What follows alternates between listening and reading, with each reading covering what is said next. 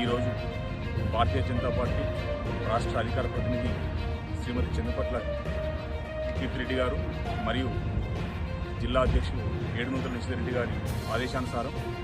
జిల్లా కలెక్టర్ గారిని కలిసి జయశంకర్ భూపాలపల్లి జిల్లాలో ఎక్కడైతే ఇసుక రీచ్ ఉన్నాయో ఆ ఇసుక రీచ్ల మధ్య జరుగుతున్న అవినీతి గురించి, పోతే అక్కడ ఉన్న ఆ డ్రైవర్లకు కల్పించే మౌలిక వసతుల గురించి, ఇక్కడ లోకల్గా ఉన్న భూపాలపల్లి జిల్లా లారీ ఓనర్లకు గత ప్రభుత్వంలో 3 గంటల సమయంలో ఖచ్చితంగా ఇసుక కేటాయింపు చేసేది. కానీ ఈ ప్రభుత్వం కంప్లీట్గా ఈ స్థానికత అనే విషయాన్ని మొత్తమే మార్చిపడేసి ఎవరికి మాత్రం క్లారిటీ లేకుండా చేసింది. కాబట్టి ఈ అంశాల మొత్తం మీద టీజీఎంటీసీ గారితో సరే చర్చించి